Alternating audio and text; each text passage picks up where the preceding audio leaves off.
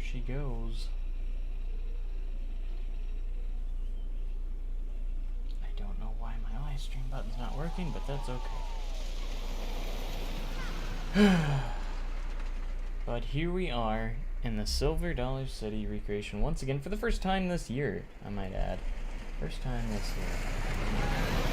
And as the train goes around of Outlaw Run, my best recreation by far that I've ever done Planet Coaster, of course. And gosh, it looks great. But we're not going to be focusing on that today because obviously we have some other things to work on, of course. That being a lot of the rest of the park, which is currently not done. So, yeah. That's that. As for this area, I'm glad I didn't finish these buildings. I'm just gonna put that out there. I'm glad I didn't finish these buildings, cause actually, let's make this more up to date, shall we? I'm just going to find some fire. Where are we? No, we don't need green fire. We need this was a pretty big fire. There, that's more like it. Alright, here we go. Alright.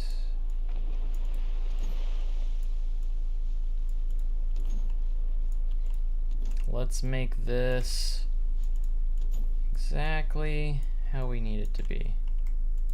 There we go. I guess don't have a care in the world, because, well, I mean... as they walk by this burning building. There we go. We gotta keep it accurate, you know, that's the thing. I gotta keep everything accurate. Like I said, the good thing is I never finished these buildings, so that's good. I don't know what the state of these will be during the off-season. Maybe for all I know, they're rebuilding these. I don't know, or they're doing some other stuff. Hey, what's up, Variety? How's it going? My holidays was okay. Nothing special as usual. Alright, here we go. That's more like it. Now, until I know what is actually going to be the fate of this area, we're just going to leave these on fire, okay? There we go. That's more accurate. Maybe, let me put one more right here, for good measure. There we go. That's brilliant. Now we're up to date. There's a burning building. Well, if you didn't hear the news, these buildings actually burnt down in real life a few months ago, and back in November. I actually watched it happen. Yeah, so these buildings burnt down in real life. They actually caught fire right before the park, 15 minutes before the park opened. So all this burnt down. There was a little bit of destruction on wood crafters here, so, but they left that standing, so. And these were the buildings that burnt, so I'm glad I didn't finish them, because, or I didn't get too detailed with them, which is a good thing, because now they're just burning. So I'm just going to leave them that way until I know what happens to that area. Anyways, maybe we should add the fence real quick. This won't take long. I won't spend too much time because it's a temporary fence. Let's go ahead and get into it. They painted it kind of this off-green color too, so. Go. All of this is blocked off from here all the way from up here too. Like all this is blocked off.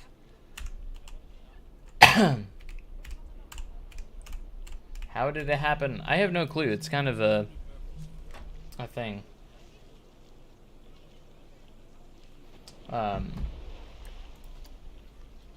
There's no there was no cause that was ever released. I heard some rumors saying that a worker had left like one of the burners on or something and went and took a smoke. Again, this is all speculation. They're all rumors and nothing's confirmed, but something about like someone left a burner on unattended, and yep, and it just burnt on down to the ground. And I know I was actually working Powder Keg that day, so I was doing the ride through at Powder Keg, the opening ride through, and I noticed this giant cloud of smoke. And remember, Powder Keg's just right up here, so I just saw this huge thing of smoke. Donation limit is off.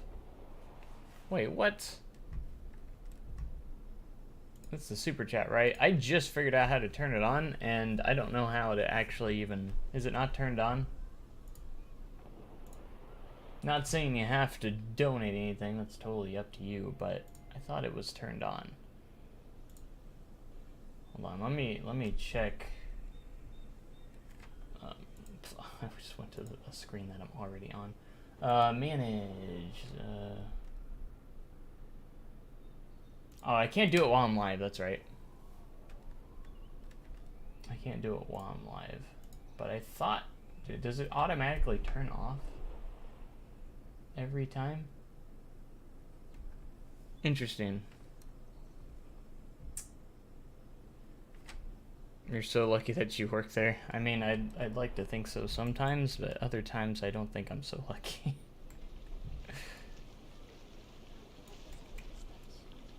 Yeah, I have no idea. Like, I have very little knowledge of how Super Chat works, because I think that's how you donate, is through Super Chat.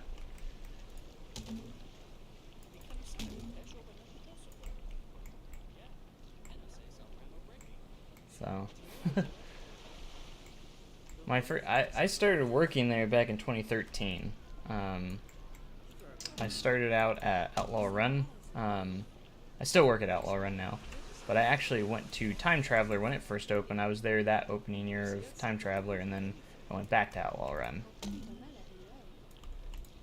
And I've been at Outlaw Run ever since. And my first day was back in 2013, early 2013 season. You think staffing is going to be an issue at parks as much this year? Yes. SDC is going to be even worse. I can tell you that right now. So RSA was already really bad staffing wise, and it's just going to get worse. There are so many people quitting. And even I myself have considered it too, so I'm not going to get into that, but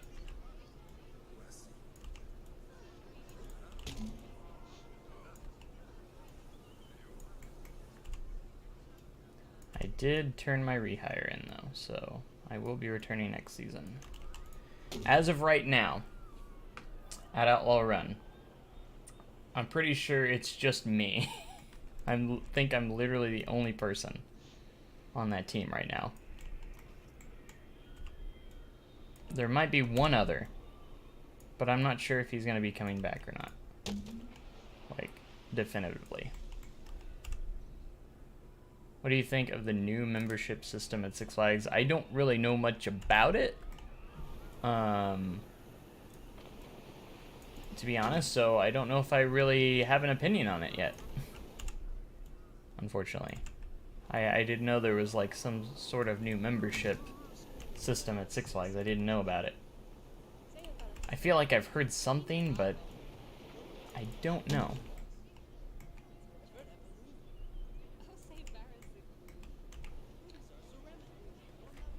I renewed my Dollywood season pass, but felt like I paid $200. Kentucky Kingdom pass is only $50. What the heck? This Kentucky Kingdom. I'm thinking about going to Kentucky Kingdom this next season, or this season. Maybe. I'm not sure just yet. I should get in there for free since HFE owns it, but it wasn't on our benefit list this last season, so I'm not entirely sure.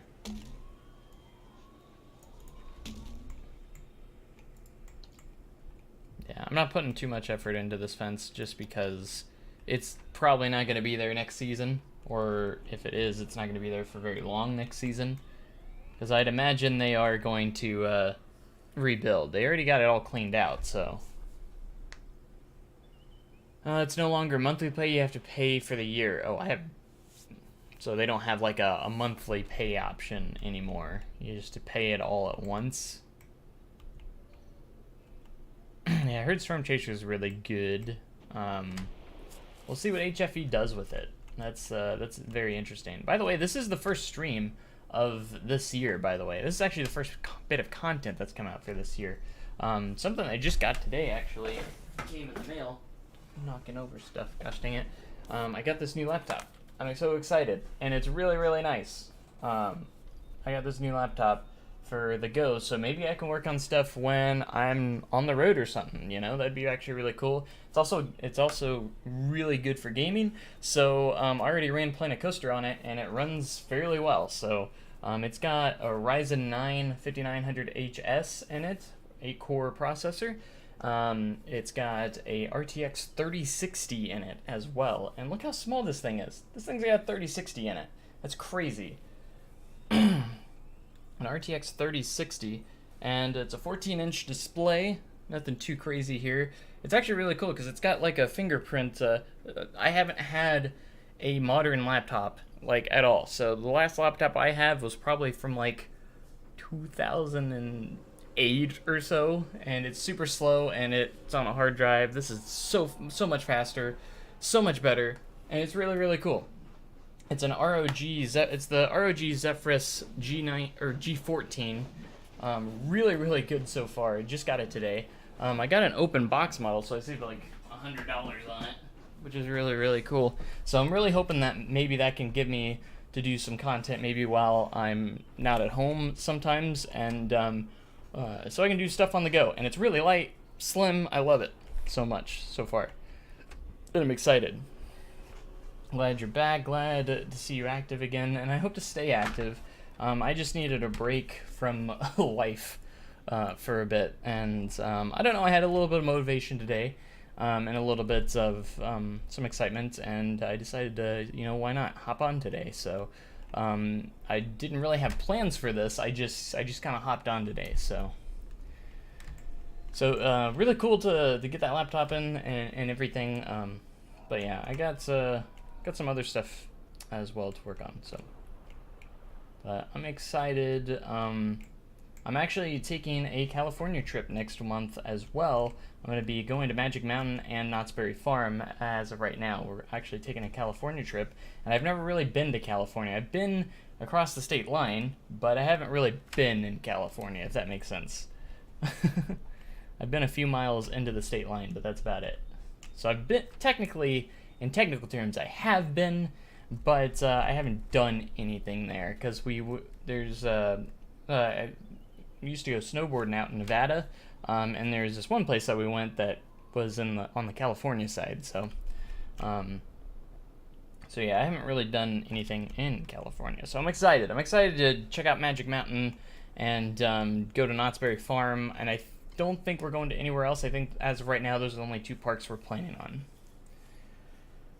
Currently, only a few parks do it, but we'll change the other parks and the Six Flags chain, and there's it's no longer silver, gold, or diamond, and Diamond Elite. So what our city is starting to do like a diamond, gold, and silver pass now. They're doing that this year, which is definitely interesting, and I think that's kind of a ripoff. Personally, I just think the perks aren't good. You get like a souvenir mug with one of them, which is like barely over $10 at the park itself. So, and then I don't exactly, I would have to read it to see what else, but to me it didn't seem that much worth it. I'd just get a normal regular season pass if it was me. I wouldn't waste my money on like a diamond pass, because to me the perks weren't worth it. They have like these VIP tumbler cups, and I'm like, I can't believe they don't give those out to the like diamond passes, and those give you free refills all year long. But no, they give you the regular souvenir mugs where you get discounted refills. My only coaster enthusiast friend is going to college in Cali, 45 minutes away from Magic Mountain. He just went last week and said it was good. Has a pass now. Sweet, sweet. This will be my first time going to Six Flags other than Six Flags St. Louis. Six Flags St. Louis is the only Six Flags park I've ever been to, so I'm excited to actually go to an actual good Six Flags park. And it's just sad because Six Flags St. Louis has such a big, so much potential. You know what I mean? It just needs some love and care, and it could actually be really good. That's the sad part, you know. That's what's sad about it. Okay, so let me get to my references. I'd imagine we're just going to work on here. I'm just going to work a little bit here in Midtown since that's what we've been working on in the past. So I'm just going to continue with that trend. And I'm going to continue to work in Midtown here. If I can find it on my phone, all my references on my phone, which might take a hot minute, but... Okay, there is one of them. Hopefully I don't have audio on. Alright, there it is. Alright, sweet. Got it up on my phone so we can see where we're going to go here and figure out what we have. So I took this one in Christmas time. So hopefully I don't have too many issues, obviously, since it's the off season and I don't have access to getting the reference photos I need at the time. So I'm going to go with what I have right now and try and finish up what I can do. I only got a gold pass at Dollywood for free parking, but they cut the gold pass discount here from 20% in 2021 to 15% in 2022, but they gave us 4 Bring Frank tickets instead of 1 this year. Nice. See, Silver City has free parking, which is the cool thing about it. However, I think that parking is included in the ticket because a 1-day ticket for SDC is over $70. It's absolutely insane. So I think that's where, yes, you have free parking, but they put extra into the tickets, you know. So if you're coming for multiple days, obviously get a 2-day pass at Silver City. It's so much cheaper. Like if you do a 2-day pass, I think it's like well over half the price for the second day. So it's definitely worth it if you're gonna come for multiple days. Definitely don't do the 1-day, just the 1-day pass, because it's just a terrible value for like 72. It's between $72-$75 for a 1-day pass. It's just stupid. It's just crazy stupid. But like I said, you're not paying for parking, which is good. What's up, James? How's it going? But that's the one perk. But at the same time, I think that $20-ish that you would pay in parking is included in that ticket. So I think that's where they get you there. That's how the businesses kind of get you, like, hey, we have free parking, but you know, it's actually they included that into the ticket. Otherwise, I feel like SDC would probably be around a $50 ticket, which makes sense to me. I would say a 1-day ticket would be around 50, but or you could be like Six Flags where it's probably like $20.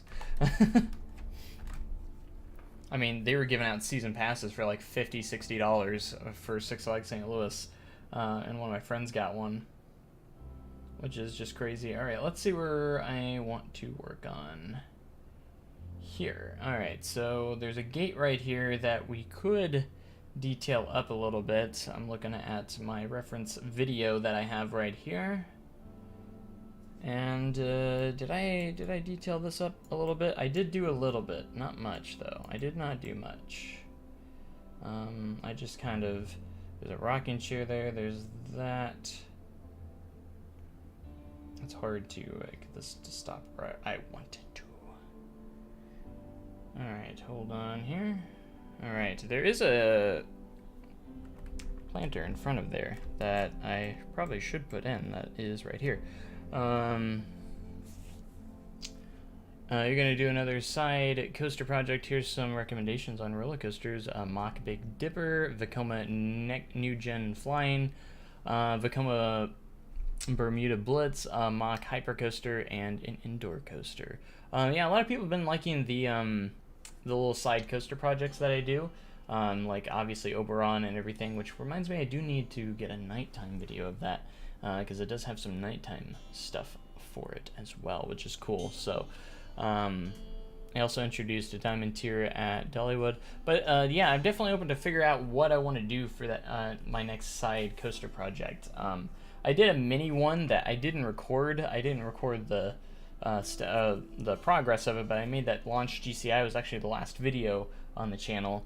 It was a launch GCI coaster, and I just kind of did it for fun, and then I was like, I'll just post a POV of it. I wasn't actually going to post it at all, but I actually ended up liking it quite a bit, so I decided to go ahead and post a POV of it, which is cool. And a lot of people seem to have liked it, which is cool.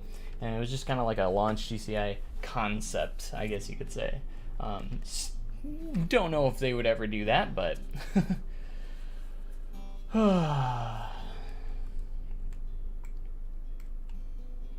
okay, so there is,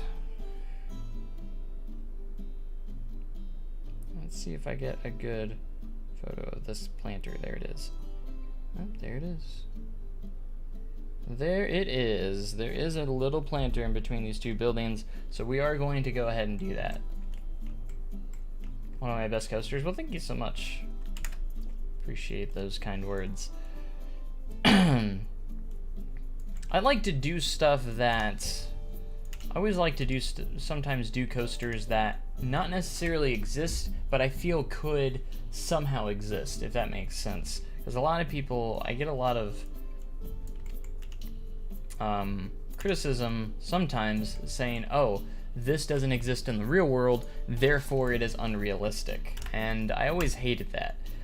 In my opinion, you can do whatever you want and make it realistic, to be honest. And to me, that just is part of my creativity, I guess, is that I like to create something that doesn't necessarily exist today, but I feel like could exist someday, or someday down the line. Like it could eventually exist at some point. Not saying that it ever will, but I feel like it could exist.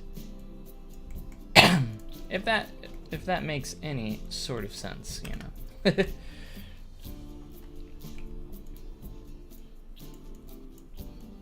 Alright, let's see where we're at here.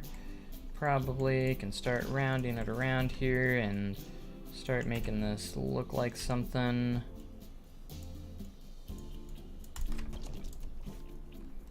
A launch GCI, I would love to ride, but I feel like a launched wooden coaster is probably not going to happen anytime soon, if at all. Again, obviously with how Lightning Rod turned out. So I feel like a lot of companies would be scared of it. But however, I feel like someone maybe could do the risk again and learn from maybe what RMC's mistakes were in that project. So since Lightning Rod, yes, it's still around, but it's not much of a wooden coaster anymore. It's more steel than wood now, track-wise.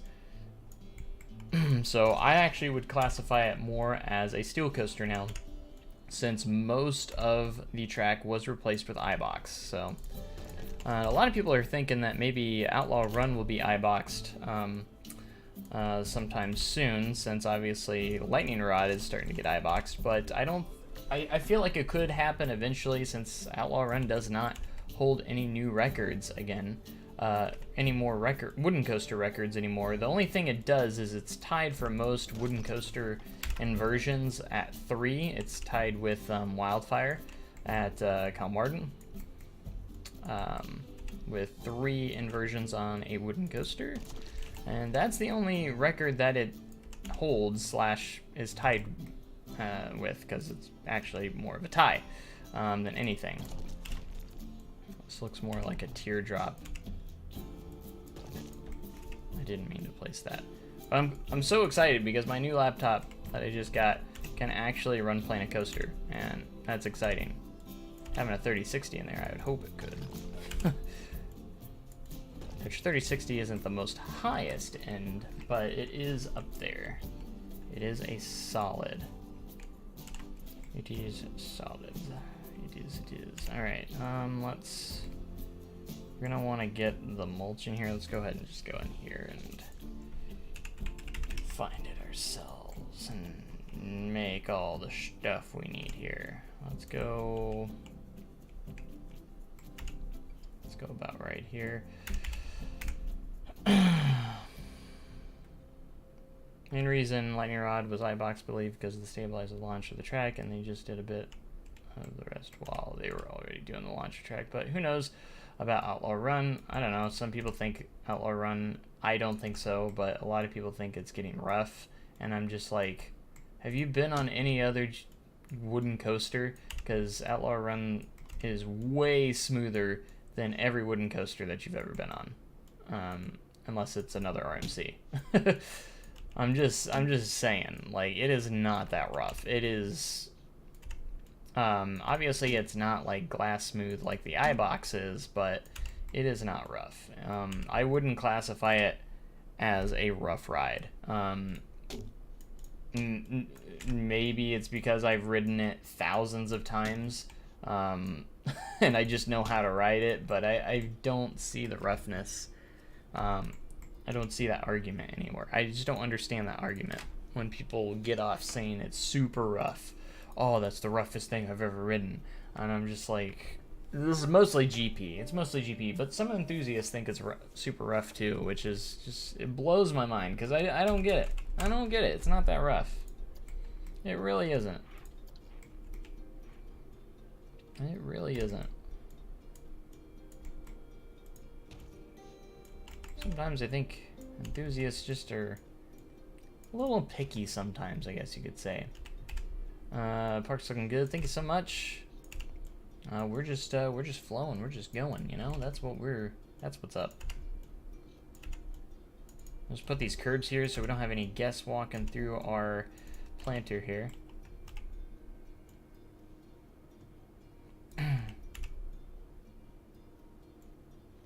Kills me when I say I like Thunderhead and people say it's so rough. Thunderhead is actually really smooth. I was there this last season. I went there this last season and it was running the best I think it had ever been since I've ridden it. Thunderhead was running so good and actually went up in my ranks after the last time I rode it because I was just like, that is way better than I remembered.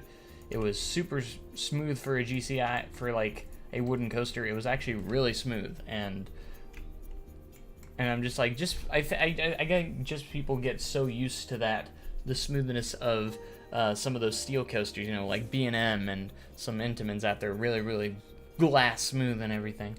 And people just get used to that, I guess, and then when you get on a wooden coaster, they just... Some people love the roughness, the little bit of roughness. I like that little bit of rattliness that some of these rides have. There's a difference between rough and out of control, I guess. And some of these are just out of control. It makes you feel uneasy a little bit. There's two different things here. A lot of people are like, when I think of roughness, I think of rides that are going to give you a headache the first time you ride it. Like, you're just going to get a headache. You're going to feel awful after you get off of it. You're going to feel banged up. You're going to feel banged up and everything like that. When it's just out of control and just fun, like a nice GCI or a nice wooden RMC or a top track RMC, you know, it's actually, it just has a more extreme feel to it, I guess, a more aggressive feel, and there's a huge difference there to me. When it comes to rough, I'm talking like, it's just not enjoyable, if that makes sense. Like when I rode Mean Streak, I only rode it one time. It wasn't enjoyable. So it was just, and I don't know if maybe I rode it on a bad day, and I know most people will agree that it's a rough ride, that it was a rough ride, but I rode it once, got the credit, and stayed away from it until they decided to close it for good. I was just like, nope, don't need to ride that again, and I can see why it's a walk-on. Alright, let's see. I'm looking for a specific thing here. Maybe if I can flip this over, this will give me what I want here. Yeah, we can just do that. That's fine. And then we can just find a crates and barrels. SDC's favorite type of theming. SDC loves crates and barrels. When they don't know what to do theming wise, they want to save some money, crates and barrels. That's where they go. That is their go-to, is crates and barrels. Top 10 coasters you built on Planet Coaster. You have so many old builds and coasters I watched back on. So you're asking me what are the top 10 I have built? Because that's actually really makes me think. I think by far my favorite, and I've just always loved it, and that was Iron Ghost at Westwood was one of my favorites. It was a RMC topper track that I made, and it was basically my first official park I built in Planet Coaster, and I have a soft spot for it, and it's always been one of my favorites, and it might be, I mean, I could make a video on that, I don't know, but I think that's one of my favorites. I don't go into no particular order, some that come to mind. That one, I love Oberon, which is my newest one that I just built. Oberon is one of my favorites, the one that's heavily inspired by Velocicoaster. Y'all might kill me for saying this. I actually enjoyed T3. Like, everything doesn't have to be glossy smooth to have a good time. I've never been on a Vekoma SLC. I have no opinion on it yet because I've never been on one, which is crazy. I am back. It's been weeks, quite a few weeks. It's actually been, I haven't posted anything since last year, technically. That's exactly why I prefer wooden coasters. Yeah, a lot of people prefer wooden coasters, and I can understand the appeal. Why a lot of people would love it, because it gives you that feeling, that more fearful feeling, I guess, is this thing staying together. When you're on a steel coaster, it just feels solid, smooth. Wooden coasters, of course, they're all safe, but I'm just like, it gives you that little feeling like, is this thing safe? You know? And those are some of my favorite coasters that give me that feeling. Like, I legitimately feel like I'm having a crazy life experience. But it's amazing. It's amazing. Some of my favorite rides. I love intense and scary rides. Since I started making a park, whatever is realism or not. See, I'm more of a realistic builder myself, but I do appreciate a lot of the insane stuff that you see, that I've seen some people build, that are just obviously unrealistic, but just fun, just awesome, cool creations that are amazing, that aren't realistic, but it's just awesome. You know, I've seen a lot of different builds like that. I always love realism myself, but I like to kind of tiptoe on that line sometimes, where kind of see how far I can go. Like, again, the launch GCI. I like to create stuff that hasn't happened, but I feel could happen someday. That I feel like it's not unrealistic, but it's something that has not happened. Because sometimes when I do get to watch some of those unrealistic parks or rides and stuff, some of my criticism mind comes in, and I'm just like, oh, that's not realistic at all. This sucks. And I'm like, wait, no, it doesn't suck. It's just unrealistic. It's just not a realistic coaster. But this is awesome. What this is. It's just it's not supposed to be realistic, and I always have to tell myself that sometimes. Any more news about Fire in the Hole? I have no clue. I've just been at home. I'll probably know more once I come back during the off season. Once I get to see the progress, or if I drive by there, because you can see it from the road. There's no news on it. I'm sure it'll be announced sometime in August, September, around there. SDC usually announces their big projects in August, around there, when it comes to like new rides.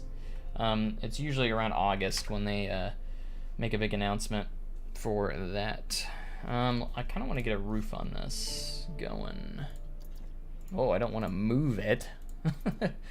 But yeah, they've cleared out that entire area. The last time I saw it, it was just cleared out. You can see it from the road now, and it's just a big construction site. They've just been prepping the land. They haven't gone vertical with anything yet, so I'd imagine if maybe they have already, but I'd imagine they're going vertical with it soon, if not already, you know. So if you haven't ridden the original Fire in the Hole, you're going to want to do it this year. What happened to Fire in the Hole? Nothing so far, but this is probably going to be the last year it is open for the season. And then they're going to open the new and improved version behind Fireman's Landing. Wish they would finish the rest of Blazing Fury. And that is one thing, at least we'll still have Blazing Fury. So if you get nostalgic for wanting to ride the original Fire in the Hole, your option is going to be Blazing Fury, I suppose. That's going to be your only option. These don't go together, and this is not the one I want. No, that one's not the one I want either. There's this one. This is the one. They have like those different versions, and it throws me off sometimes. Okay, so if we go here, this kind of has like a weird, it kind of has the corner piece. Let's see if we can just throw the corner piece on here and call it good. As much as I want to do, I could do custom roofing. I really don't want to. I really don't want to. We're gonna do this.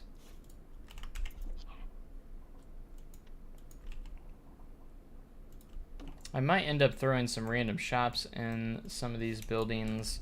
That is not lined up where it should be. Just to get people walking around through here. That actually turned out better than I thought it would. That's good. So it's being improved. I thought the ride was a lot of fun. When you say improved, it's not going to be it's going to be in a different location. They're bulldozing the entire old one down. It's going to be gone. But they're building a new Fire in the Hole behind Fireman's Landing. So it's going to be in a different location, but it's going to have the same feel and probably the same name, Fire in the Hole, as well. From what I hear, they're going to keep it as the same as possible, just with more modern updates, animatronics, and just fun stuff like that. I've heard a rumor that there's going to be a drop track in it, which would be cool. So it's still going to be like a Fire in the Hole type experience, but it's time for the old one to be retired. But they know how much that ride means to people, so they are doing this to where the ride is still technically going to exist.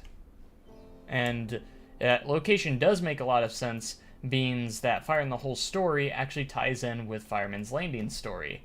Because Fireman's Landing is a volunteer firefighter fair because what happened with Fire in the Hole, with the town burning down. They wanted to prevent it from happening ever again, which obviously they failed at, because literally 2 buildings caught on fire during this season, and I have represented that. In case you guys have joined late recently and haven't seen, I'm making it more accurate now, since these buildings burnt down in real life. I actually set them on fire. I'm glad I didn't finish them, because obviously they burnt down. And I still don't know what they're gonna do, if they're gonna rebuild these or what's the case here. I'm actually gonna put some rock, some dirt texture. Let's do dirt textures down here, because that's kind of what it is right now, just a big old pile of dirt. I'm just gonna leave these on fire until we figure out what's gonna happen with this area. So they actually kept like this corner piece of the building. Like, they didn't tear this down. They tore this down and all this down. So all this is gone.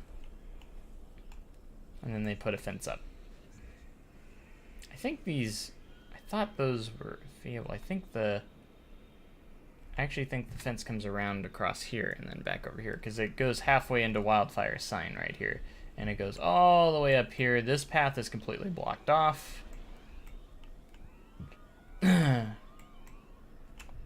Haven't watched anything since like 2020, so I wonder how the park is going and the progress you made since then. I made a pretty good amount of progress this last year. I think I actually had a time where I was working on it quite a bit, and so I'm not entirely sure how much I've made since the last time we watched, but Blazing Fury needs new animatronics. They just started taking out broken ones, and the ride is just jacked now. I still love it as a classic ride, but like, yeah, who knows? Maybe Dollywood will do the same thing eventually with their Blazing Fury, which is basically what Fire in the Hole. But which buildings are those? So this was Fried Fancies, which had like pork rinds. It had funnel cakes, some chicken strips, I think, and stuff like that.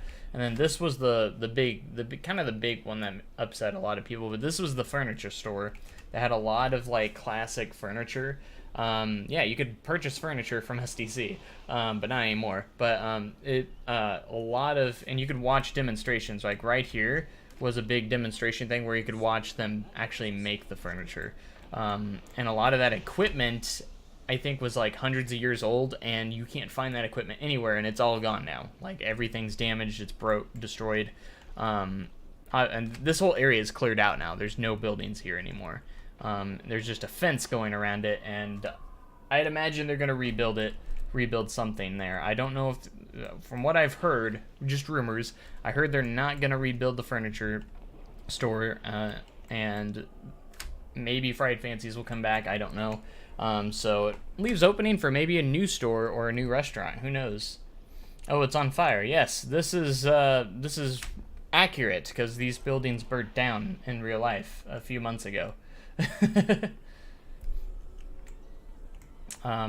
Simming the fire, so sad. Yep, I was actually about right here, watching it from about right here in real life. In real life, I was standing here and watching it as it was actually burning down. It actually looked pretty similar to this, minus, actually there's more trees here in real life, but I could see it through the trees, but I just saw these buildings burning down. This is about the exact angle that I had of the fire.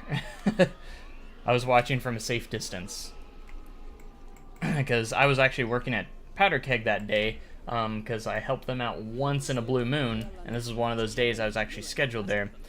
And I was watching the fire from here. I actually did the ride-through, saw the giant cloud of smoke while I was on the ride-through on Powder Keg's lift. I was going up the lift, and I just saw this huge thing of smoke. It was just black, and I was like, there's definitely a building on fire. So after I got off, I told everyone, I was like, hey, something's on fire down there. So we all ran down here, and sure enough, the building was just engulfed. It was crazy.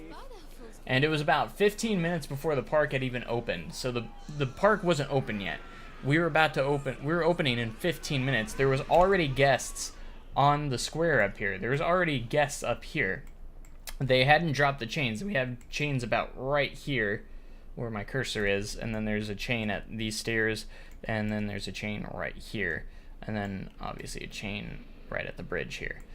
So the square opens an hour early before the park opens. So the guests could see the fire from where they were at. You could see it from the square, so people could see the fire, like the legit building on fire from up here. So that was a crazy day. They ended up closing the park for the day, and we were reopened the next day. They put the fence up overnight, and there's rumors of what caused it. I have no clue. There's nothing official, and of course they're not going to tell us. And I don't know if they ever actually figured it out. But one of the rumors I heard is just like, because it started at Fried Fancies, the little restaurant here, or the little food stall there that has pork rinds and funnel cakes and such. I heard that someone left something on, and they were going to take like a smoke break, or they went to take a break or something, and it caught fire. So no one was in the building, no one got injured or anything. So so all these buildings were completely empty when it caught fire, from what I know. And that's about the only rumor that I actually even know. So I have no clue other than that.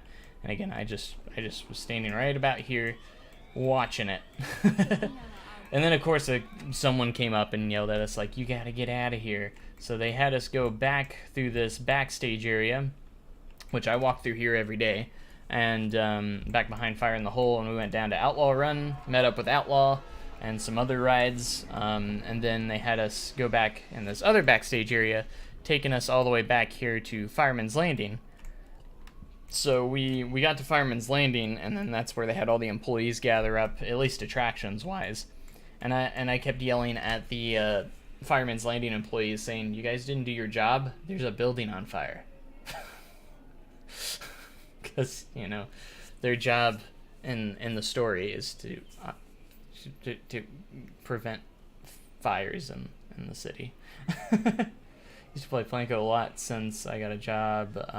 Don't have any time for it anymore. I know the feeling. Started watching your channel back and then for inspiration. Looking great. I hope to see it finished one day. I hope to see it finished one day too.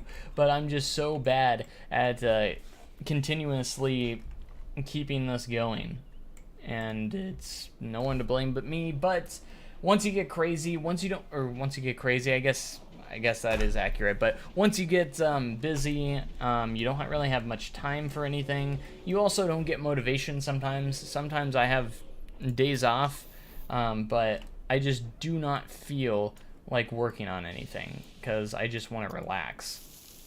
I just don't have motivation or any energy to really do it, and that's kind of where I've been the last couple months. I've been trying to get stuff together, just personal life stuff, and that's what I've been doing the last few weeks, is just trying to get some of my mental state back into a proper state to be able to do this stuff again. And today I actually felt pretty good. I actually felt pretty motivated a little bit. I know I'm probably not going to do much today in the stream overall, but I didn't plan on really getting a lot done today because, again, I don't have a lot of references to be able to do that right now. But, I just felt like getting on, let you guys know I'm still here, obviously. I do this a lot. I'll go active for quite a few weeks, a month or so, and then I'll go be inactive for a few weeks. And again, am I going to stay with Outlaw next season? So far, as of right now, I'm pretty much the only employee there at the moment. I kid you not. Everyone pretty much either quit or is going somewhere else. There was only 3 of us at the end of the season left, and it takes 4 to run the ride. So, and as of right now, it's me and one other guy, and I'm not sure if he's going to be coming back next season yet. I'm not entirely sure. So it very well just may be me by myself. Obviously, I'm sure we'll have some new people, but after the last off season, I don't see SDC having success hiring a ton of people. I just don't think it's gonna happen. Cow goes moo. What's up? How's it going? How's it going? But yeah, it's just been kind of a train wreck at Silver Dollar City this last season, and a lot of people quit. A lot of people are leaving, and a lot of people are very much this close to leaving. So, you gotta run between controls and dispatch, enable button, everything yourself. Yeah, it takes 3 people to operate the ride with 1 train. It takes 4 people to operate the ride for 2 trains, and we hardly ran 2 trains last season. We couldn't find the staff, and when we did, we would always have to send someone to other rides to keep other rides open. It was like, we can keep 2 trains here or have Powder Keg closed or something like that. It was just kind of a train wreck. And staffing wise, there was a couple times where we had to actually share breaks between other rides. So usually at a ride you have your own break rotation just for your team. We actually had to share some breaks at some points a few times. So I would have to I was actually at Powder Keg, and I would have to go give breaks at Outlaw Run because I was the only other operator that day at that time. It was crazy dumb, and hopefully we don't have to work with that this season. And I really don't want to work another Moonlight Madness like I had to this last season. I really don't want to. I don't want to have to do 70 hours a week again. I already told them I'm not doing that. They've got to get their staff together. It's clear that they had low staff during the dude, you don't even know. I don't know how I got through that last month. The weather was so nice, and it caused us to have like 20,000 people a day. It was so crazy busy, and I just got to the point where I was just getting through the days. I didn't care because we were overworked. We just had to do everything. There's 3 of us on working the ride when there's like hundreds to thousands of people in the area trying to ride this ride. We have to keep track of everyone and just make sure everyone's safe still. It's just too much. And when you have a super crazy busy day, we need 2 trains. We just need 2 trains. But we can't do it. We don't have enough staff. And it's crazy. They even lowered the staff number for 2 trains because of this. We used to have 5 people. Now it's only 4. I wouldn't be surprised if they bumped it down to 3 to where we can run 2 trains with only 3 people. And I don't think that's a good idea. But that is me personally. I think it needs to be 5. Because if you don't have 5 people... 4 people on dock with an operator, 2 trains, it just sucks. The ride cycle's so short, you're going to be stacking, and the second train is just going to be sitting back there for like a minute plus because there's less staff to get the trains through faster. It's just not a good thing. And the staffing issue is just, it's a real issue. And this year it's going to be even worse. It's going to be worse. There's so many people quitting. Wildfire didn't even have a team at the end after this season. Everyone on that team was gone after this season. They all quit. Every single person quit. I know one person that is transferring there, but that doesn't help anything because you're losing someone at one ride and just putting them at another. That doesn't really solve much. That means that this ride's now in worse condition. And like I said, as of right now, it's me and one other guy at Outlaw. That's it. And it takes 4 people to operate in a day with breaks. It takes 3 people to run the ride with 1 train. That's just 1 train. But 4 with breaks. And as of right now, it's me and one other guy. And again, I still don't think he's coming back. And if he does, he's not coming back to Outlaw. He has his shoulders all messed up. And Outlaw is the most physically demanding when it comes to arm strength and shoulders. So it's not good. Why can't they get help? Because no one wants to work here. There's no reason for anyone to work here. They don't give people enough reason to work here. They need to give people a reason to. The minimum wage, the minimum starting is way too low. You're not gonna get people. It has no competition. It's just not competitive at all. So why work at Sword City for $13 an hour when you can go work at literally Hobby Lobby starting at $18.25 an hour? You're inside, controlled temperatures and stuff like that. That's just one example, but like there's everything else pays better. All the other jobs, you can work at Walmart, anywhere else, $2+ or more everywhere else. And you don't at Silver City, since they're so low staffed, you're signing up to work 60 to 70 hours a week sometimes. It just doesn't make sense. How did you do Powder Keg? I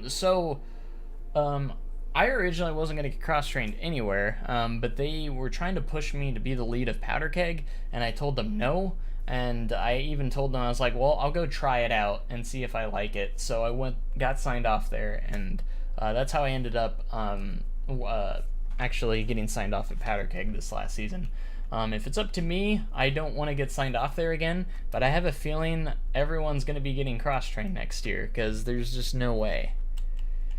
I think Mystic has 2 people so far. They take like a bajillion people to run that ride. I don't know how they're going to operate. They think they're going to, for some reason, they have this in their mind that they're going to hire a ton of people. Last off season was so unsuccessful with their job fairs. The job fairs just bombed. They did not do well. Usually before COVID, they would actually get 100+ people at every job fair, and it was nice for us. From rumors, what I heard last off season, this is a year ago, a complete year ago, from those job fairs, they had like 3 or 4 people showing up, and that's it. Outlaw Run, our crew going into last season was... Oh, how did I build it? But Well, I'm still. I guess you got to hear my explanation of how I got signed off there, but I'll go over that in just a minute. Our crew, we had nothing but returners, no new people coming into this last season. No new people. We had 0 new people. It was only returners. And as the season progressed, we slowly lost what we had, and we were down to 3 people, which is now 2, which is potentially now just me. You know, and people don't want to work. That's another thing. We're in COVID times. People just don't want to work. That's just how it is right now, too. Yeah, it's just, people's not going to show, and that's just how it is right now. But as for Powder Keg, this was one of the more challenging projects because Powder Keg, obviously having a transfer track, a launch, and a lift hill. And also, I wanted to do the illusion that it changes from SNS track to the Buzzsaw Falls track. So I also had that as well. As you can see, it goes from the SNS track to the flat Premier Rides track, which was also a big challenge as well. I also did all the custom supports. So I used, the original track that I used was the, Infinite track, the Gerstlauer Infinity Coaster track, and I just used the flat track for the whole thing. So I did the entire layout like that. So starting with the transfer track, this was kind of tricky because I had a visual here that there's a track here, but as you can see, there's 2 tracks here. In real life, there's only 1, but I wanted to have that visual. The track actually travels underneath the ground and just gets it up to this point. When I do the cinematic video, I'm actually going to use this flat ride, or this track ride here. This is what I'm going to use for, I don't think it's testing, but this is what I'm going to use. I'm going to blend the footages together. This is going to give me the shot of the transfer track. So I'm going to try and blend that together with the POV, and that's how I'm going to get those shots for the cinematic view. Functionality wise, because I wanted to obviously make the ride functional, but this is how it's going to look. It's going to go from here, and you're going to move up, and I'm going to get the shot of the, to make it look like the track's moving into position here. And then I'm going to blend the footages together. And it'll be really, really cool. So that's how I'm going to do that. So it comes into here. I have the pause launch. So we go into the launch here. So what I did for this track, I retraced it. I traced it over with the SNS style track. So the Infinite tracks here traced over by the SNS track. So the SNS track is just for show. There's not actually anything running on it. It was really hard to kind of trace it over and get it perfect. There's some imperfect spots, but I think I did a pretty good job of retracing it. And then that way, once I got to this point, I can cut the SNS track off here for when it goes into the Buzzsaw Falls section of the track. And this is the part where it has the flat track. Now, there's no flat track in Planet Coaster that has the diagonal cross ties here. So I actually did those cross ties one piece at a time. Oh, here comes an autosave. I just had like this little white piece that I put in, and I put it in every single opening diagonally, and I placed those each individually all the way around where it has that track style, just to have that extra layer of detail to make it look like that. So as you can see, I placed 624 of them to be exact. So and then I went through, custom supported the whole thing, and it was a hassle. It took some time, but we got it done. And then my good friend Misty's, if you haven't checked his content out, he's really good Planko builder, and creates some of the best stuff I've ever seen. He helped me out, and he actually helped with this. He did the catwalk here for the lift hill. Now this lift is not an actual lift, and I did for a couple of reasons. So you might be thinking, well, the Infinite track has a lift and a launch, so you can do both on it. Yes, that is true. However, when you do the lift on the Infinite track, it's like this, I think it's like a square track piece, which obviously I didn't want that visual. I wanted it to look like Powder Keg's Lift Hill. I didn't want it to look different. So I stuck with, so I went ahead and put a launch on it, a very slow launch, slow enough that it could be pulled off as a lift hill. And as you can see come to the launch fins here. I need to finish this, but this is actually a toolkit item. It's a anti-rollback. It's a B&M anti-rollback, but it's a anti-rollback, and I covered the launch fins with that to make it look like an actual lift hill. So it actually looks like it's a lift instead of a launch. So that's how that went, and I actually think it turned out pretty darn good. I added some custom audio so it sounds like Powder Keg's lift as well, because if you'll notice, once it hits there, you'll hear some custom audio coming from these speakers. That's actually Powder Keg's lift hill audio, and I actually did that with all the coasters. I actually put in actual sounds from the rides, which is one of my favorite parts of this recreation, is having all the custom sounds and such. And it was interesting because this lift hill, the supports were a slightly different shade of color too, so I had to change that when we went to the Buzzsaw Falls section. It actually changes a little bit. You can hear the lift hill audio is from Powder Keg. That's actual Powder Keg's audio for the lift hill. It's a very loud lift too. Very, very loud lift. As you can see, it rolls just like a lift hill. So, and of course I have the launch audio with the fire. So you get those sound effects of what the actual ride sounds like, and that was something I really wanted to do, and I thought it was really cool. I did that with Outlaw Run. It has a lot of custom audio. The lift hill sounds like it's lift hill. It's got the audio of the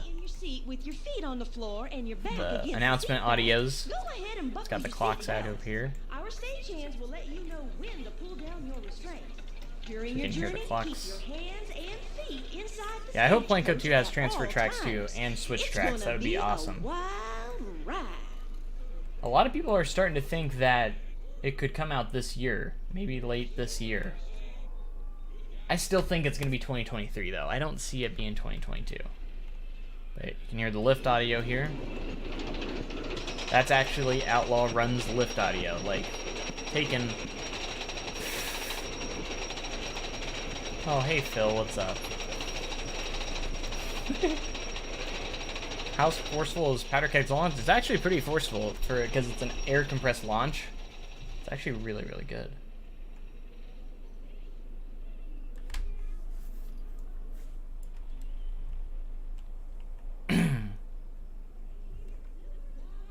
But just taking like actual audio from some of the rides is actually really awesome. You got Powder Keg, Wildfire. Wildfire's custom lift audio, and then of course some custom audio for Time Traveler. Has the dings as it goes out.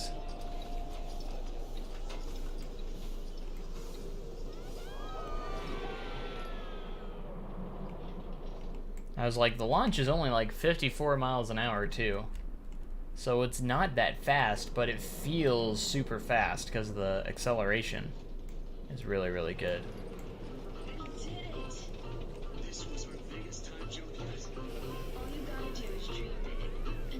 I feel like I just abandoned Thunderation for the longest time. I did have a lot of custom supports built for it, but then I kind of redid it a little bit. Steel Vengeance sucks. Be careful with coaster enthusiasts in the chat, Phil. Someone might, Oh, look, Phil, look what I did. I set the buildings on fire. You'll be proud of me. What's up, Brandon? How's it going? How did I do Mystic? That was another big challenge, and it took a help from a mod. I'm just fighting words. Phil's just says, like, Phil's very much just wants to get under our skin, so don't hit him too hard. Phil, you gotta agree though, Velocicoaster is amazing. We can agree on that, right, Phil? Amazing. Let's look at it. It's beautiful. Phil just wishes that was the rest of the park. All right, so going to Mystic. This failure of a ride. But anyways, it took the help. It took a bit of. Obviously, I had to get a mod. There's a mod that disables like all track limits. It pretty much gets rid of all limits. What's up, Silas? How's it going? Maverick over Steel Vengeance. Wow, strong opinion right there. I love both, so I mean, I put Steel Vengeance slightly over Maverick, but that's just me. I love me Maverick as well, but Velocicoaster #1. Lightning Rod over Steel Vengeance. I can see the argument for that, but I still got Steel Vengeance over Lightning Rod myself.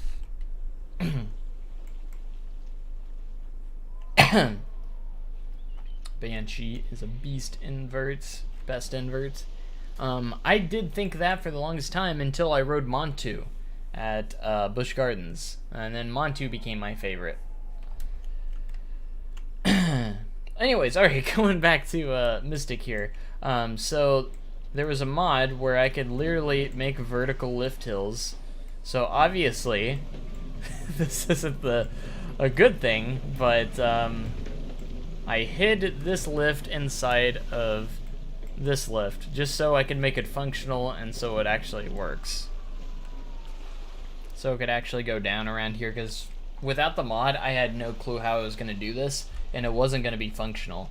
I originally had it to where it was just going to go around here underground and end up right here, and this would just be a visual thing. Nothing would actually go on it. So there was that. But we got it to work out because of that mod. Thank goodness for that mod. I was able to make everything functional. This mod also allows you to just create nice short pieces, so I was able to make a lot of those tight turns as well, because without the mod, you couldn't actually make tight turns on the rapids, so it was kind of sucked. But we made it work, and it turned out alright. It turned out pretty solid, I thought. So, pretty cool. I like it. I like it a lot. And then, of course, we have Fire in the Hole. Even though that this is probably going to close next season, after next season, I'm still happy that I built it, and I'm still going to have it saved somewhere. So, it's almost pretty much done. It just needs a little work on the inside of the station here, but the ride itself is almost pretty much done. I might be doing some touches on it, but so I use actual audio, which sometimes works, sometimes it doesn't. That one always works. It's this next one that doesn't always like to work properly for some reason. This one. Oh, it's working so far. Sometimes it just cuts out. There it goes. Oh, there it goes. That's the most it's worked in a while. Bum bum ba-dum, bum ba-dum ba-dum.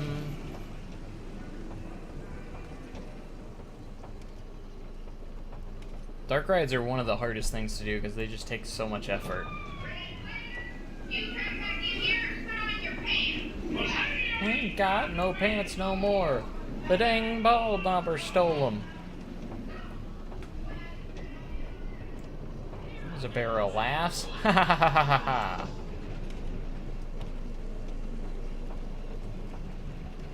Creating the layout of this wasn't easy either, because I had to constantly make the track go upward slightly, which it does do in real life, but it took some work. And I made it like extra dark right here because this is where you go kind of in a little bit of a tunnel, and then it just gets kind of pitch dark and you can't really see anything. It has this awkward like transition when we transition out. And then all you can hear is the music, the song. Fire in the mountain won't be cold. So what if Planko 2 has Goal Zero cars that match different themes so you can more easily use any ride for any theme? That'd be great. I always thought it would be a cool idea to be able to put custom images on the cars wherever you want, so you can customize it. So if you have like the front of the car and you want to put like a logo that you made of the ride on there, that would be really cool. Or that's personally what I would do, and just make everything generic and you add the theme yourself. You can have like maybe some prefabricated themes in there, but make it customizable, you know? I think that would be really, really nice.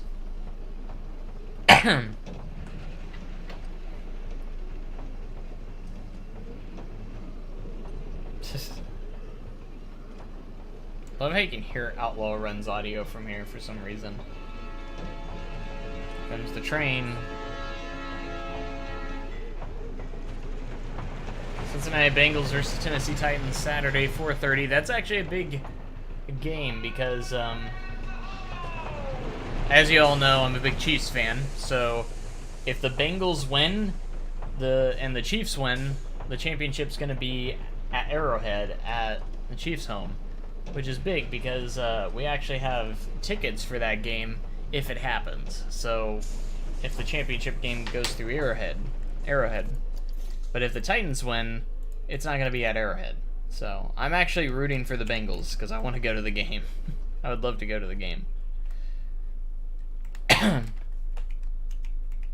the best streamer. I don't know if I would say I'm the best streamer. Maybe the most inconsistent streamer of all time since, you know, I've been gone for like, I don't know, like a month and finally decided to come back. I'm losing my voice because I haven't talked this much in quite a long time. It's actually hurting my throat. But I appreciate the compliment. I'm glad you love the channel, and hopefully there's going to be more content coming out soon. So, glad you could be here. Glad you could be here. And let's ride Outlaw. Hear the steam train in the distance. I forgot we have like reshade we can use too.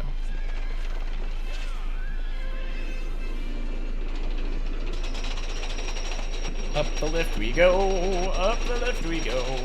Still the best. Well, thank you so much. I appreciate it.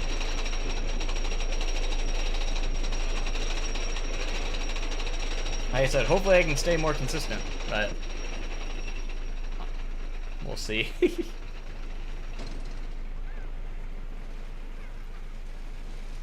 This is the time I should be doing the most. Yeah, I'm still alive, Jacob. Barely, but I'm still alive. Hey, we need to do our championship game on Madden, by the way. Whenever you're free to do that, let's go.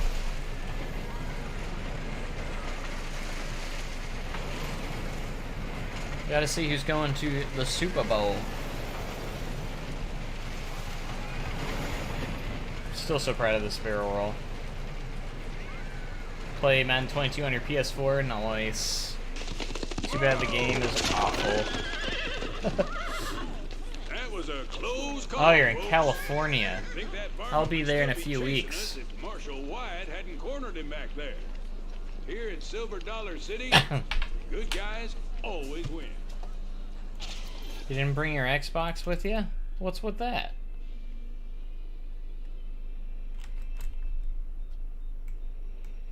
Absolutely love Outlaw Run.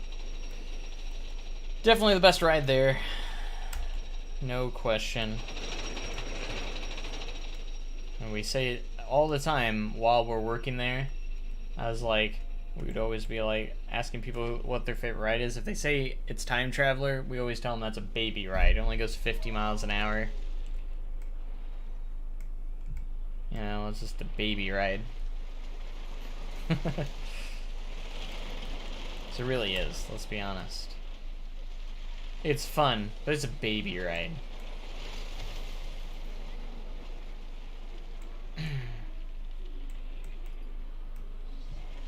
Outlaws are number 2. Nice, that's pretty high.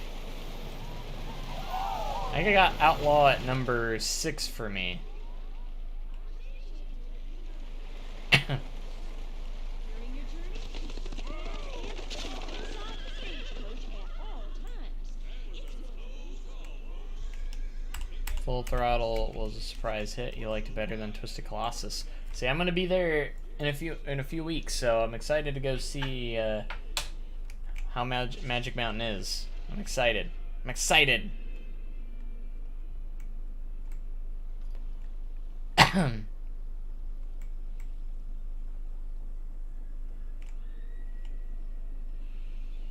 Oh, but Outlaw Thunderation is pretty good. What? You know, I wouldn't be sad if they tore Thunderation out and put something actually good there. Now, all fairness, Thunderation is probably my favorite mine train, I guess you could say, if that's saying much. Just behind Ghost Rider. I get to ride Ghost Rider, so I'm excited to see, because I hear a lot of good things about Ghost Rider.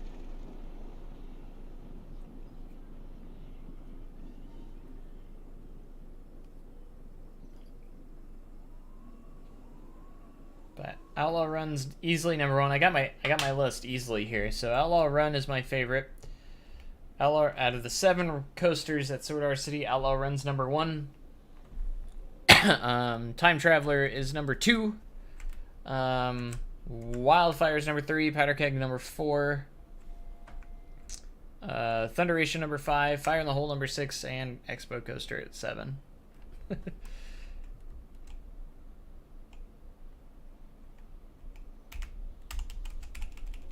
Steel Vengeance is number 1. I got Steel Vengeance at number 2. I used to have Steel Vengeance at number 1 until I rode Velocicoaster a few months ago. Holy cow. That ride is absolutely bonkers.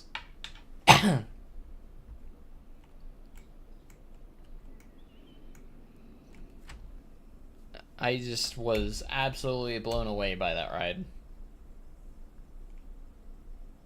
Velocicoaster is my true number 1 right now. Steel Vengeance is number 2 for me. I got Maverick at 3. Maverick has a special place in my heart. It's not one of those ones that I can't let go. It's always going to be like right up there. Number 4, I got Voyage.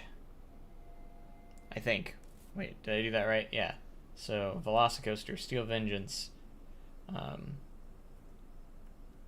Maverick, Voyage. Yeah. Lightning Rod number 5, Outlaw Run 6. What did I have at 7? Oh, Hagrid's Magical Creatures Motorbike Adventure at 7. I love that ride. I know it's a family coaster, but I love that ride so much. It's just way too fun for me not to put it in my top 10. Because it really is one of my favorite rides. Number 8, I have Montu. My favorite B&M invert. Montu is one of my favorites. Number 9, I think I have Diamondback. I love Diamondback. It's one of my favorites. And then, of course, I haven't been on many B&M Hypers. So, actually, that's the only B&M Hyper I've been on. So, I got it at number 9. And then number 10, I think I got Mystic Timbers. It was between that and Orion. I love Orion, too. Orion's fun. Orion's the only B&M Giga I've been on.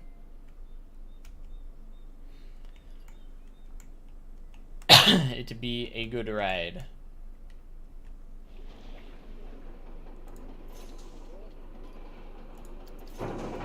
Kings Island's your home park? Nice. That's a good one to have.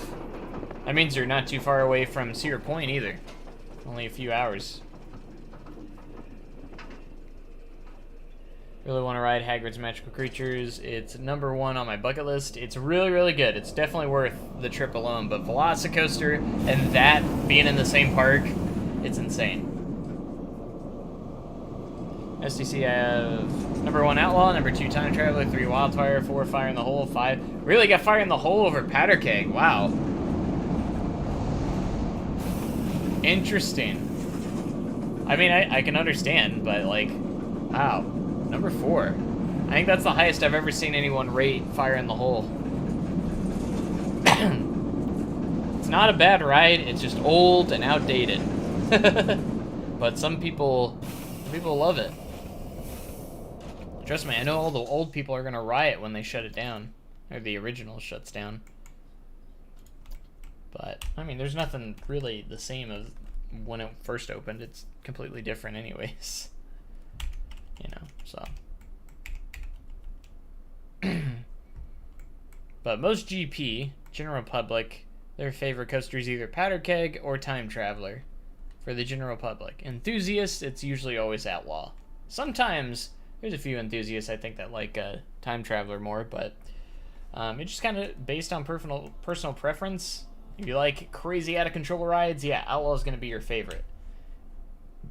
If you like smooth, fun, just laughing all the way through types of rides, Time Traveler. I mean, you can laugh all the way through Outlaw as well, but Fire in the Hole was my first coaster, so I have extreme nostalgia for it, and also do the experience sit back in the row and the airtime tries to kill you. That second drop, where the train is and you drop under the train, that's the best, definitely the best drop on it, on the ride. Number 1, Steel Vengeance. Number 2, Maverick. Number 3, Mystic Timbers. Did you get on Velocicoaster? I remember you saying you had a trip planned. I did. I was just talking about it a little while ago, saying it's my number 1. It dethroned Maverick, it dethroned Steel Vengeance for me. So. I really want to ride Steel Vengeance, Maverick, and Velocicoaster. That's my top 3 right there. Those 3 rides you just listed. In the order of Velocicoaster, Steel Vengeance, and Maverick. Those are my top 3 coasters I've ever been on, in my opinion. I haven't rode Outlaw Run yet because I'm too terrified. Oh, there's nothing to be terrified. I've ridden it thousands of times. I ride it every day. I know the people that work on it. I know the maintenance crew that works on it. Super safe. Our maintenance crew is really, really good. I love our maintenance guys. I will say, being a ride operator, it's really, really good to have a good relationship with your maintenance crew as well. Always one of the biggest importance, keeping a ride for minimizing downtime and stuff like that, because trust me, when you're on a good when you have a good relationship with your maintenance crew, you'll have less shutdowns, because they will show you stuff that like some stuff that we don't need to shut down for. And there's some stuff that I just get their opinion on. Sometimes I won't even shut down right away, unless it's something crazy. But I won't shut down right away. I'd be like, hey, this is happening. Is this something we need to be concerned about or shut down for? You know? It's nothing like immediate, like, hey, we need to shut down right away. And they really do appreciate that, because when we go down, the downtime goes on their time. So, but it's always good. Ghost Rider number 1. 2, Outlaw Run. 3, Twisted Colossus. I'm excited to ride Twisted Colossus as well. Number 1, Lightning Rod. Number 2, Maverick. Number 3, Steel Vengeance. Number 4, Fury. And number 5, Voyage. That's a really good top 5. I like that. I need to get on Fury. I still haven't been to Carowinds. It's so far away. But I haven't gotten myself out to Carowinds yet. And I've been wanting to the last, like, 3 years. I've been wanting to go to Carowinds. But I still haven't gotten out there. I got a night ride last year, and it was legit standing on the first drop of El Toro. Key is second to the back seat, not on the wheel. That is always the key, is always to be second to the back. Especially on Outlaw Run, I always go row 11. Row 11 on RMCs, because at least on wooden coaster RMC, topper track RMCs, because it's still the back car, so you're getting all the forces of the back. You're just in a non-wheel seat, so it's going to be a little smoother, which is great. Steel Vengeance has the best night ride. It has a really good night ride. It does really have a good night ride, but it's definitely not my favorite night ride. My favorite night ride is actually Outlaw Run. I got a semi-dark night ride on on Voyage. It wasn't completely dark, so the park closed right at sundown, and it was like we rode it right before close. So I got so close to a dark ride on that. So a lot of people say the Voyage has one of the best dark rides, night rides, and then the Beast at Kings Island. I love that night ride. That is an incredible night ride. Absolutely love it. Carowinds is only 4 hours away while I'm at school. Rode my first mock with Copperhead last year. See, I'm excited for Copperhead, Fury, all those. Lightning Rod number 1, Voyage number 2 and 3, Outlaw Run.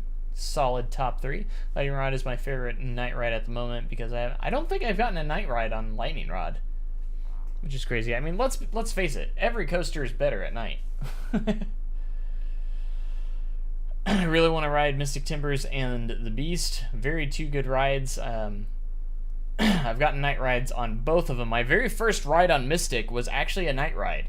The very first time I got to ride it was at night, so that was actually a really cool experience for being my first experience on Mystic. Timbers was a night ride. It was really good. I like how Fire in the Hole is either a 45-minute wait or no wait. When you have the staff issues that we have, yeah, that's basically what it's going to be. There's just no way. Everything's going to have a line. Probably this year too, because no one wants to work. So, show some of your favorite sight lines so far in the park. I gotta go Outlaw Run here. Here we go. Over by the 153 here. Turn reshade on. Get rid of that. Oh yeah. Oh yeah. Let's see if we can get the stage depth on. There we go. Yeah, get some realistic clouds in there. There we go. That's one of my favorite sights right there. To be fair, my one trip there, I had a stomach bug. I had to sit out a couple of days before. That would suck. I would hate to get not feel well or get sick right before a big coaster trip. That would suck. Or right during one. I would absolutely hate that. Oh yeah, I do have the video. I hope to make more videos soon of just some of the. I want to complete more sections and do videos of those sections, if that makes sense.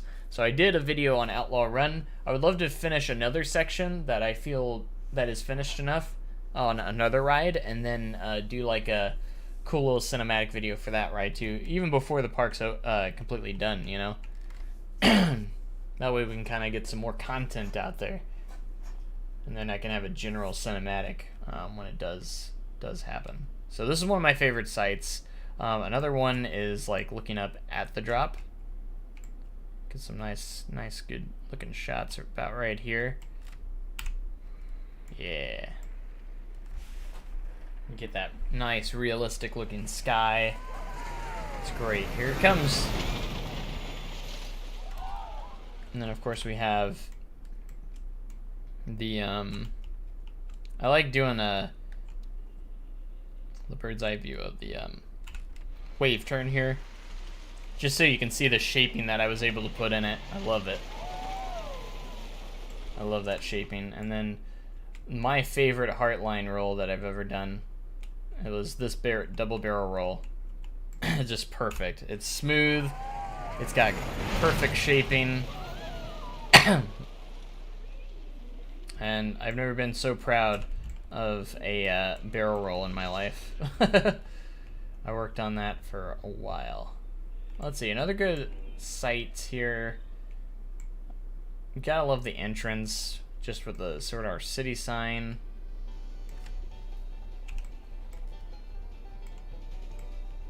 It's always a good sight to see as well. Look at the difference of the cloud. So much better. I haven't been to Cedar Point since 2018 when Steel Vengeance opened. That was the last time I'd been there. It's just so far away. Usually when I do that, I usually go to Kings Island, because Kings Island's a little bit closer. It's only about 8.5 hours away from me, and it's another 3 hours to 3 hours or so to Cedar Point. 3.5 hours. So usually I do a Kings Island Cedar Point trip is what I usually do. So we go to Kings Island first, and then we'll drive to the last 3 hours to Cedar Point.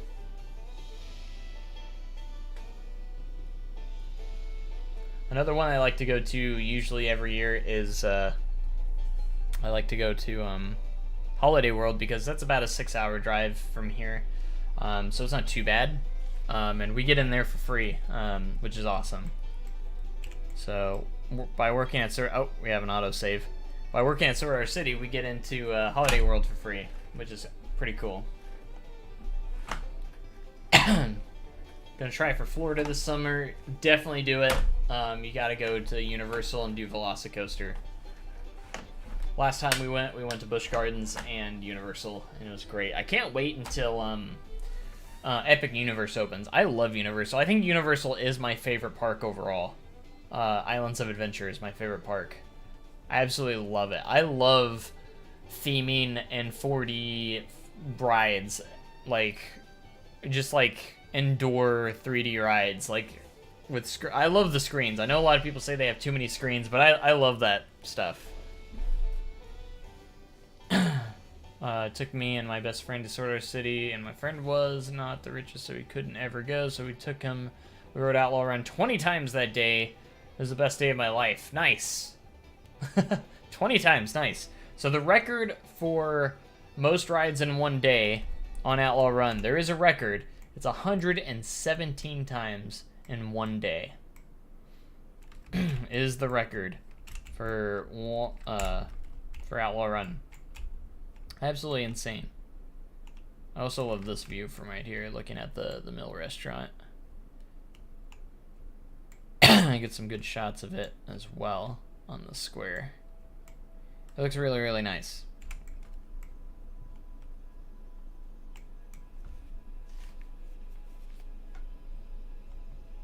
Oh, and then gotta check out Time Traveler Clock, which does tick. Drives a lot of staff members crazy, but not me.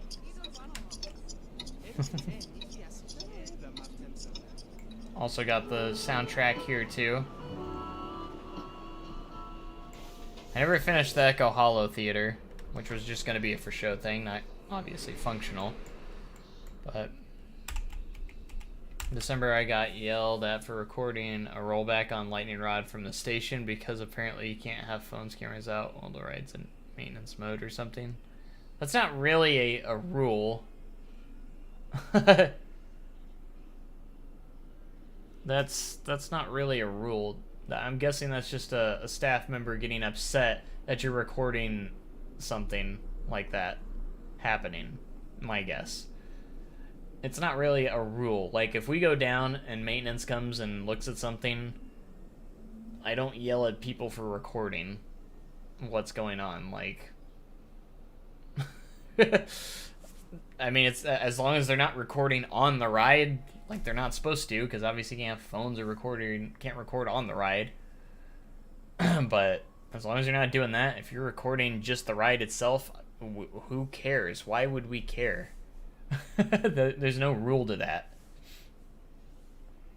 The only time I'd get upset with it is if there was like something life-threatening happen, like someone's having a heart attack or something in the area, and we're trying to clear the area out. And if someone was trying to record instead, I'd get a little upset. But I'd be like, no, get out of here. That's the only time I would get upset. But from just recording the ride, I mean,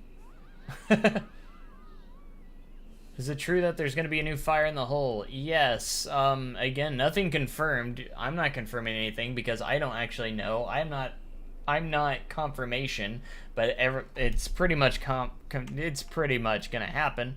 But there is going to be a new fire in the hole behind Fireman's Landing, back over here behind Fireman's Landing. The area is completely cleared out. They've already prepped the land. They're going to build it over this season, and the old fire in the hole is probably going to close after this season. The new one will open up next season. That way there's not a full season. There's no season without a fire in the hole. So it's rumored to be built by Gerstlauer at this point. So that'll be interesting. That's a great time traveler sign. I'd say you should focus finishing the time traveler and doing cinematic of that. It would be kind of cool. Yeah, maybe I should use time traveler. I don't have a whole lot to do. I got to do custom supports on it. That's the main thing, is custom supports and a little bit of work in the station. I should probably do that. That would blow up YouTube. I should definitely, probably should do that one next. Maybe Powder Keg as well. Because Powder Keg's not too far from being done either. That's what I thought. I was in the station, not the ride. Yeah, you're in the station recording, so that was... Have you ever been to Disneyland or Disney World? I have been to Disney World. I've gone to all 4 parks in Disney World. I 100% preferred Universal. I'm down to go back to Disney World again. Hollywood's, if I was to go back to any of them, it would definitely be Hollywood Studios, because I want to go back and check out the Toy Story Land and Star Wars Galaxy's Edge as well. I do need to check all that out still. It's just, Disney's so expensive. I mean, Universal's expensive too, but I don't know. I feel like Universal was better. I don't know what it was, but maybe I just had a bad experience at Disney. I don't know. Again, nothing lying. The train was empty. That's what I'm saying. Like, you were just not really doing anything there. Again, I think it's just angry employees that are just fed up with people recording stuff. I don't know. That's my guess. I have a lot of parks, and then it would be Disney World, Florida.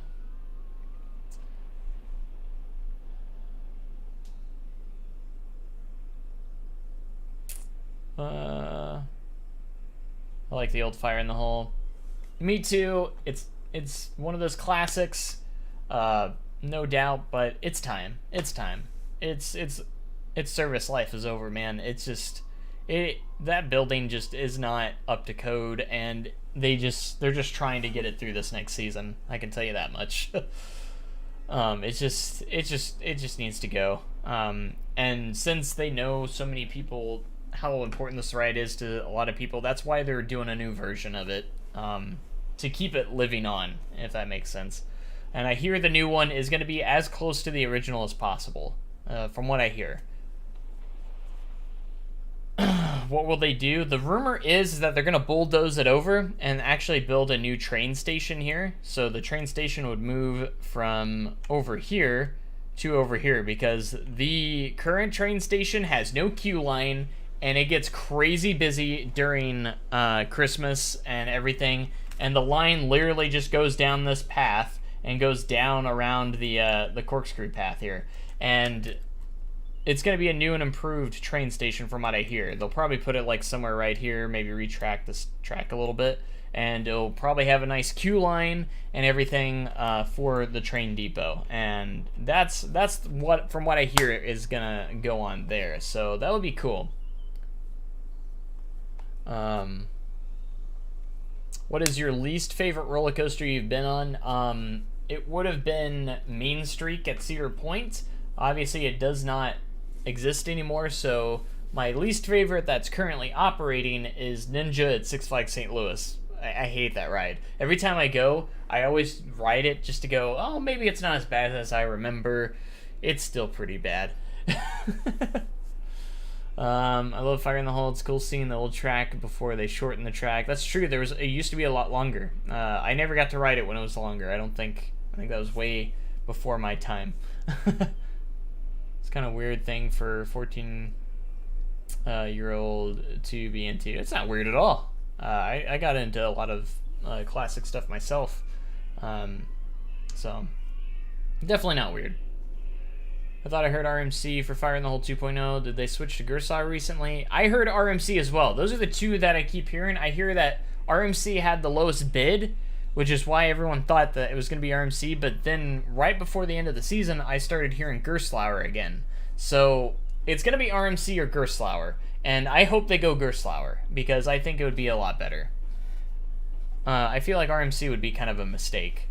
I'm not saying RMC is a bad company, but they've never done a ride like that, and when they do prototypes, it does not turn out pretty. Mystic River Falls. Don't go with the lowest bidder. Mystic River Falls. Just saying. At least they're not completely changing the whole ride. Yeah, from what I hear, it's going to be... They're going to stick to... It's basically going to be the same, except very much updated, modern. They're going to have probably some animatronics.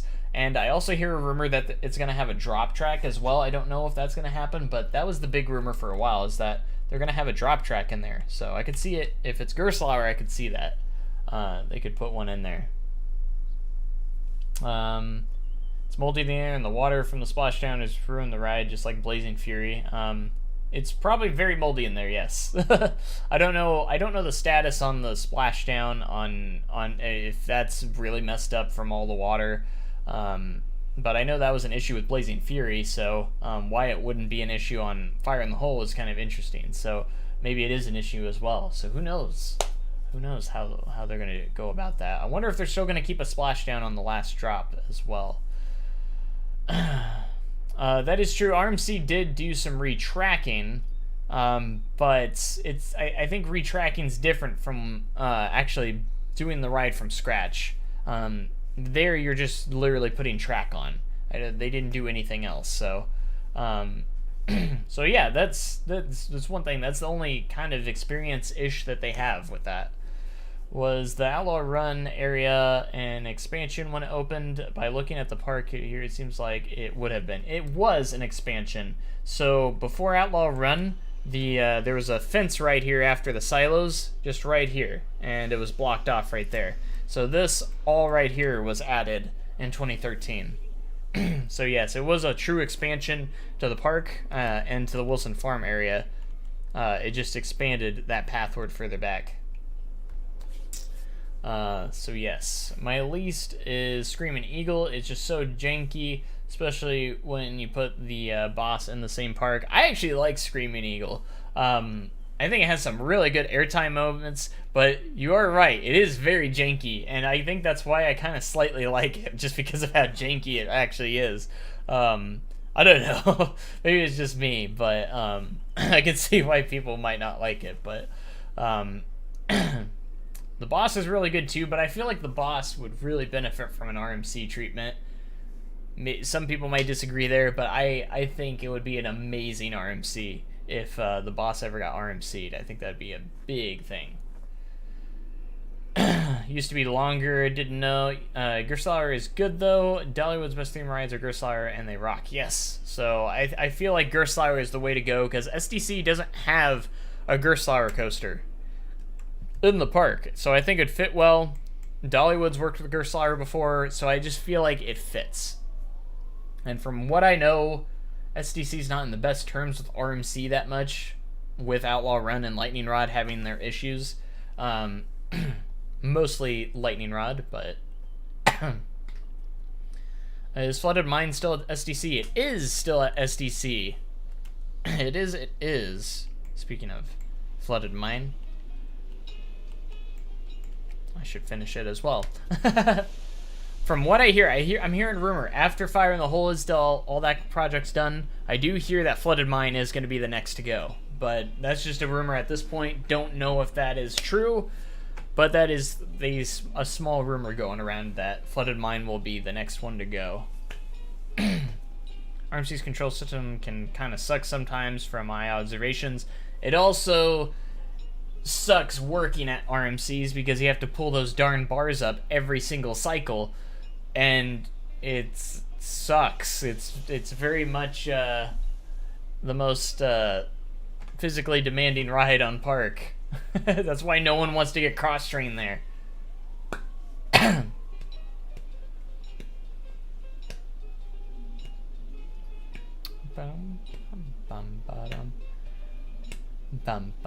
But welcome to the stream for anyone that's joined. Howdy, howdy.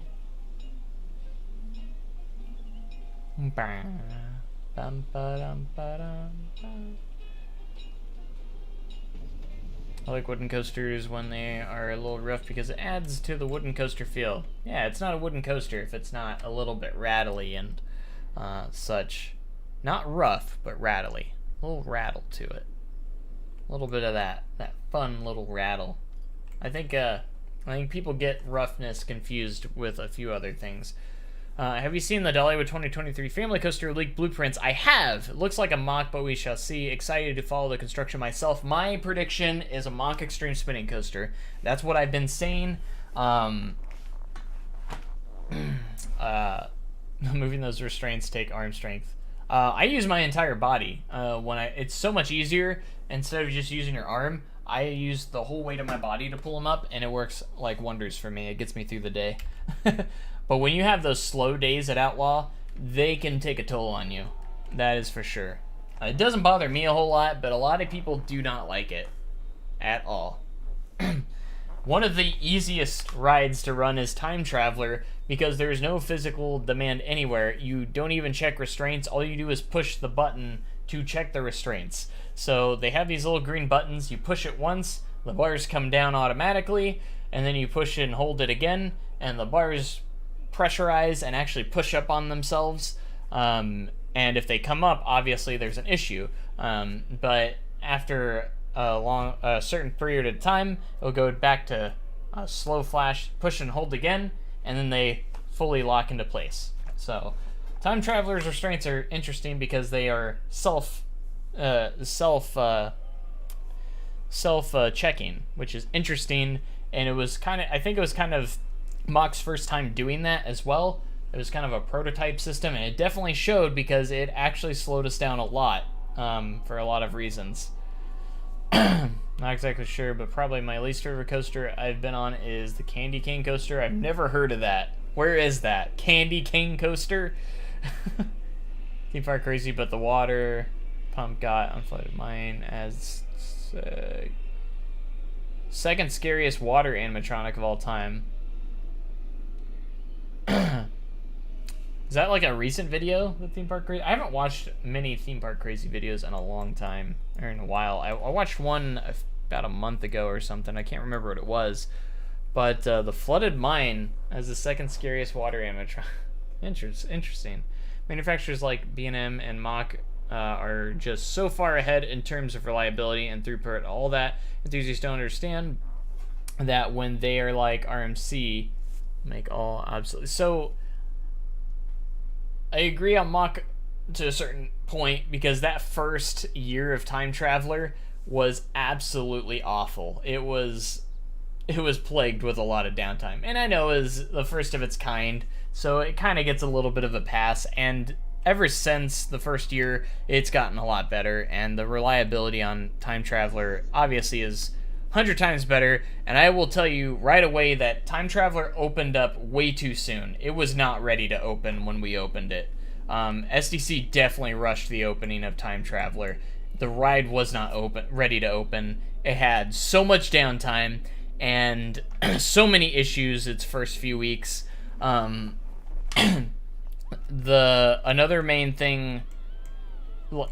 thing, they were still doing stuff the morning of opening. They were still working on stuff in the building the morning of opening. Like, the main thing was getting the white paint on the steps. They did that the morning of opening. I was coming in for the first day because, again, I opened Time Traveler. I worked there the first season it opened, and I came in and I saw them rushing to get all that paint on, and I'm just like, we opened today. It's the first day of opening, and we had to have maintenance in the booth at all times through the first few weeks because there was a huge flaw in the system that Mach didn't think of very well, and it was an issue with the automatic checking restraints. So the issue was that the restraints have to a certain angle they have to be down for the light to come on and say that it's good. So you would get that, and then you would go to check it. Well, when it checks itself, it pops up a little bit. So if it was on the edge of that light, and when it pops up a little bit, when it checks, and that light goes off, that threw a major fault. Like, it would shut the whole ride down when that would happen. And we couldn't clear it. Only maintenance had to go into maintenance mode, clear the fault, and then switch it back over. This happened in almost every single cycle for the first week or so, until Mach came in and fixed that issue to where it was a minor fault where we could actually clear it ourselves as the operator. It was a very messy situation, and again, like I said, this ride wasn't ready to open. It wasn't. So we also were supposed to have these kind of closed cubbies, a closed cubby system. So you'd put your stuff in the cubbies and the gate would close, so your stuff would be locked while you're on the ride, so no one could get into it. They were trying to put these in. They spent a huge budget on them, and they couldn't program them in time. So opening day came around, and they still didn't have it programmed right. Like, there was times where we were training, and I was dispatching a train, and they would just randomly fly open, super quick too. And they were open on both sides, so when you got off on the unload station, you could grab your stuff from the other side and open it. Kind of think of Velocicoaster system-ish, but not as good. So, and I always thought, like, so what if someone was getting their stuff and the gate shut on them? Because it was supposed to all be automatic. And I was like, how is that going to work? I always thought about that. But the morning of opening, maintenance got in there, took off the fences, the parts that go down. They took them off. They got a drill, took them all off. It was so stupid. They took them all off, so it was just open. And then a few months later, they replaced them with just normal cubbies that were open on both sides. And I'm just like, oh my gosh, that was an epic fail on something that should have been pretty simple. Oh, the Candy King coasters. Santa's Workshop in Colorado Spring. I've never heard of that. Can't really count family coasters or Seven Dwarfs. Would be my least favorite. But as far as non-family, my least favorite would be Wildcat at Frontier City. I think I've been on that. I've only been to Frontier City once, and I remember it being a really bad park. Not counting family coasters, my least favorite Wildcat. Oh, just that is twice now. I can just imagine how many riders Thunderation got at that time. Oh yeah, like when Time Traveler would go down, everyone would just go over to Thunderation. But like when we had that issue with the restraint issue, we never shut down for it. Maintenance would. That's why maintenance had to stay up there, because they would just switch it over. They switch it over to maintenance mode, clear the fault, switch it back over to auto every single time. Still the king. B&M is still the king of overall. Oh yeah, hands down, B&M is the best when it comes to quality. Definitely good. Don't hate on a good wooden coaster. That's my home park. I'm sorry. I feel sorry for you if Frontier City's your home park. I'm not saying they don't have I'm not saying they have bad rides, but that park in general is just awful. I'm sure it's better now. I'm sure it's better now since Six Flags has taken over it. Yeah, we can ride Time Traveler, but I don't remember Wildcat. I'm sure I've ridden it, but I can't remember it if I have. We gotta go on seat view on this one so we get the spinning effect.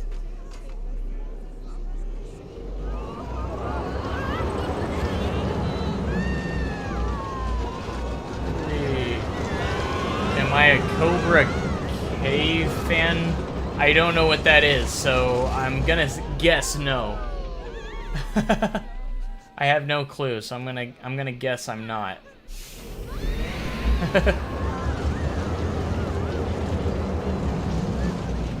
Last month they would have to back Lightning Rod up a few inches manually every single cycles as maintenance, and they said it wasn't calibrated quite right, so it didn't line up.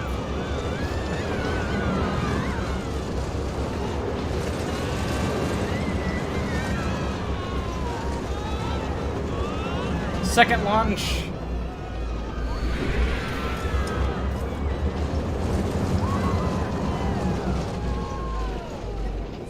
Was the stop in Time Traveler for a show. So interesting story. The first launch was supposed to be fully enclosed.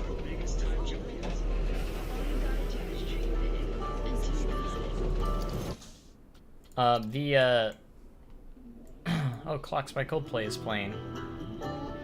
This is one of my favorites.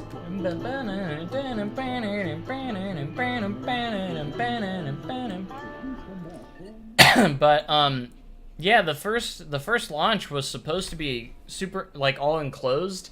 It got cut out of the budget though, unfortunately. They were supposed to have all these cool effects when launching, and it's really sad that it got cut out because that would have been awesome. And I would have loved to have theming during the ride, especially with the cool theming that it does have. I think that was kind of a missed opportunity, and I feel like they should have still included it somehow. Feel like there was some good atmosphere at some point, but now it's just gone. I'm assuming we're talking about Frontier City there. How did you get the spinning coaster to launch? So I actually I used the mod, the no limits mod that you can use. I have a video showing how you can install it. I don't know if that's still relevant or not. I might need to make an updated version, honestly, as it seems like a lot of people have issues getting it installed sometimes. Because if you don't do it correctly, it's really hard to figure out. But yeah, there's a mod you can do, and it allows you to put any cars on any track. So I'm actually using a coaster track that can launch, and I just replaced the trains using the spinning cars. So without the mod, I wasn't able to do that, but now we can, since there was no possible way to launch the spinning coaster at all, which was kind of a letdown. When I'm home at home in Nashville, my home park is Beach Bend, and that's 1.5 hours. I'm still grateful for it though. Better than nothing, for sure. Like there's some people that probably have to drive hours just to get to a park sometimes. Which would absolutely suck. So, always thought it looked weird when it stopped there. I think it's fine stopping there because if it was a rolling launch, the ride would be shorter, and also you get that little bit of time. And going from 0 to 50 or 47 miles an hour is, I think, a more forceful launch. The launches aren't forceful really at all, but like if it was just a rolling launch, it would just you wouldn't feel like any forces. You'd gain a couple miles an hour and that's it. So I like that it stops. A lot of people don't like the abrupt stop, but I think it's fine. I actually think it makes it slightly better, in my opinion. They probably could add it later, but I doubt they will. Yeah, they won't. They definitely won't. It's just like after that, they just don't add anything to the ride anymore. Because that would cost too much money. Unfortunately, they definitely are the type that don't do that. Also didn't know it was green. It's like Phoenix at Knoebels is also green. Really? Oh, like, are you talking about the track color? It is a very, like, dark green. It is. SDC doesn't do bright, vibrant colors. That's the one thing. They try to keep it in the naturey colors as possible. If there's no ball numbers in the new Fire in the Hole, I ain't riding. They're in it. There will be ball knobbers. It would make no sense. It wouldn't be Fire in the Hole without ball knobbers. My two favorite parks are Holiday World and Indiana. I love Holiday World myself. I love it. Yeah, Holiday World, Silver City. Holiday World has a really nice charm to it, and I absolutely love it. I usually try to go every year since it's not too far away from me. Gonna go eat dinner now. See y'all later. We'll see you later, Variety. Thanks for being here.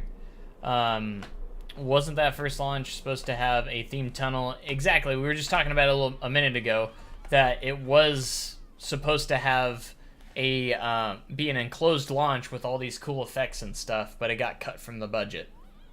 Time Traveler is green. It is. It's so close to black though. Like the green is so dark that it almost looks black. In fact, I should probably make mine a little bit darker than what I actually have it at. It's probably actually a little bit darker than what I have it, but it's a very, very dark green.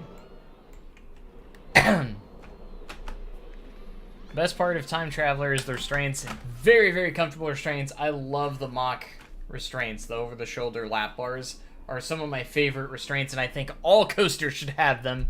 And I'm glad that a lot of companies are implementing them. Like Intamin also has those as well. They have that style on Velocicoaster, and you feel so free. I love it. You're just secured right here, and you just feel so free on your legs, your arms. Everything feels so free, and I love that.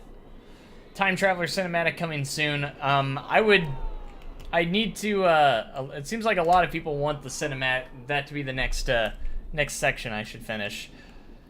The only thing is I'm very big on having the surrounding area done. So what I would want to do is make sure I finish everything at Time Traveler, but I also need to get Echo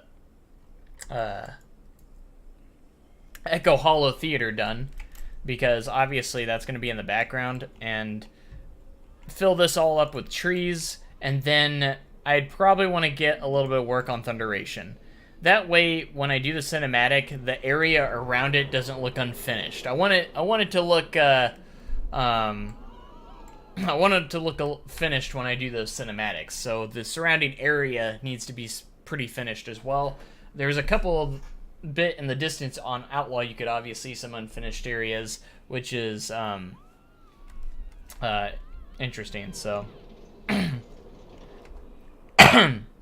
But yeah, maybe we'll do Time Traveler next. I feel like that would be the easiest to get done this section. Either that or Powder Keg. Because Powder Keg, I mainly just need to do the queue line, a little bit of the area, and the station. And everything else out here is pretty much done. I just got to add some more nature-y stuff there. Actually, I think Powder Keg would probably be the easiest because there's not a whole lot around it, so it'd be easier to do a cinematic on that and not have to worry about the surrounding area too much, as much. So those would be the top two candidates, though, or as we're entering another autosave. Those past moments when Time Traveler and Thunderation are ran side by side are so good. I actually have had plenty of rides where we were right next to each other. And I actually did a ride through on Time Travel. It was opening year, and I did a ride through, and we got to the moment where Thunderation was going wrong right on this ride or spot right here, and I was right here, and we were riding next to each other, and I was just waving at the people on Thunderation. It's a very rare moment, but it's really fun when you get that interaction of the two trains going next to each other. But we were literally side by side on the track here, and it was a really, really cool moment.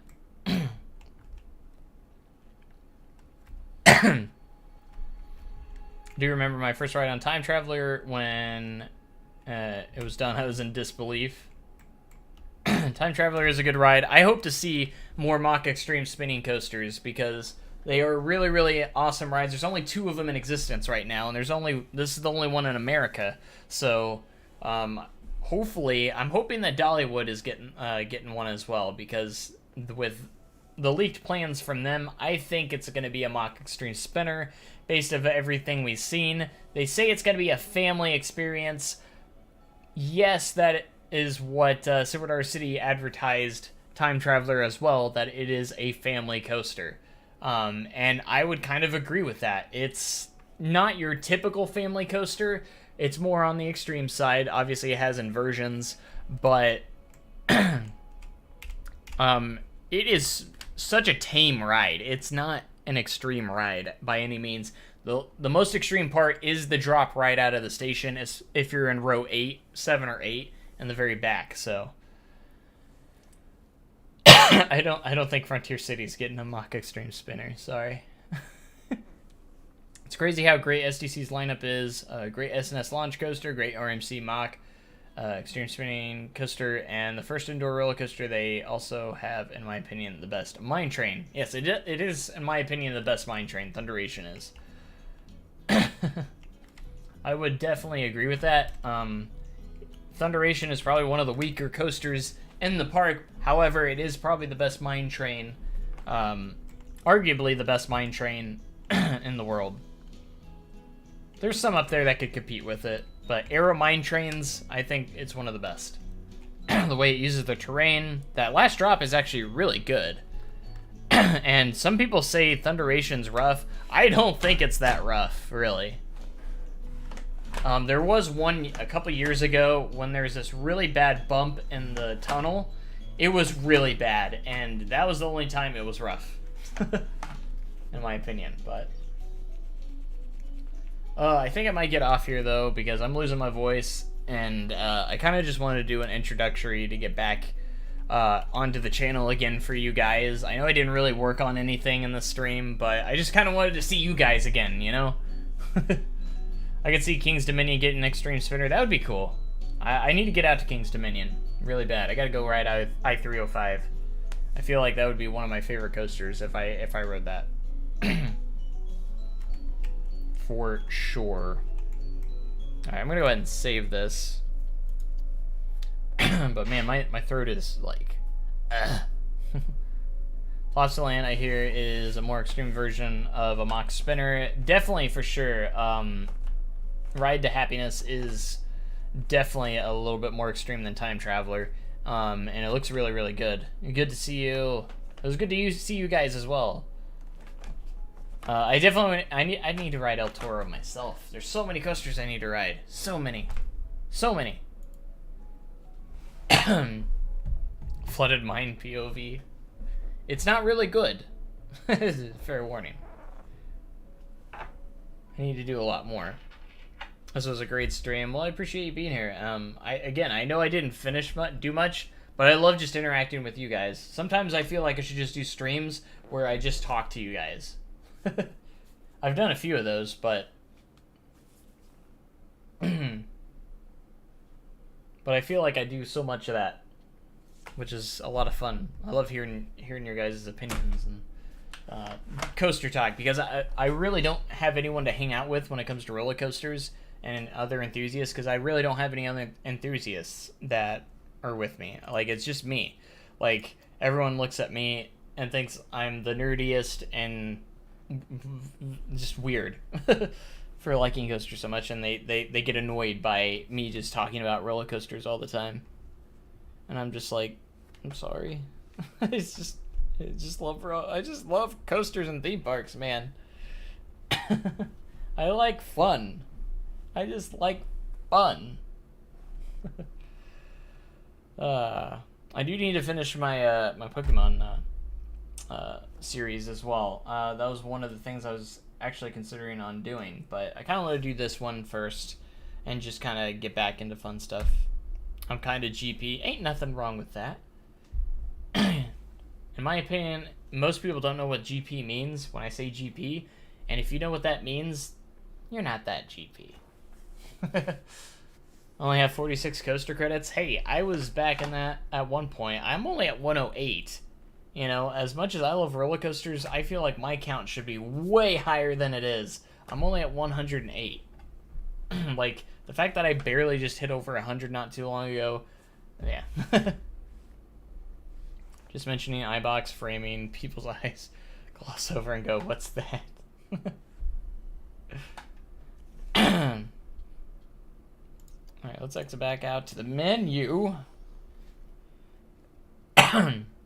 Real quick.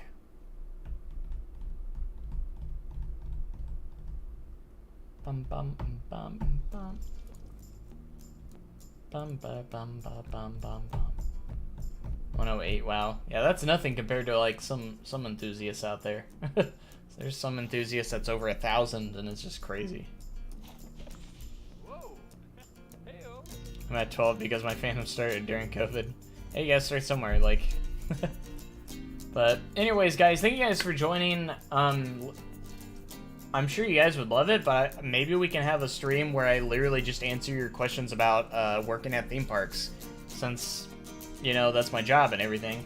So I feel like that'd be fun. I've kind of had similar streams like that before, and I feel like we do a lot of talking. I feel like we do a lot of interactions and stuff. So maybe that'd be a fun stream for one time, just talking about working at theme parks and some of my craziest experiences, some of my fun experiences. I have a lot of stories working at a park. You know, you get a lot of stories. So, fun guests, dumb guests. You know, there's a lot of stories, good and bad, out there. So, so maybe we'll do a stream like that eventually. I think my next stream might be finishing up Pokemon Diamond, Brilliant Diamond, because I really wanted to finish that game, and I kind of stopped out of nowhere and just haven't finished it. So that will probably be the next stream, and then I'll look into maybe like doing a really cool coaster one. I don't know. I might stream Pokemon later on tonight, actually. So if you guys want to see that, be on the lookout for that. So thank you guys so much for being here tonight. I hope you guys have a great day and even cooler tomorrow.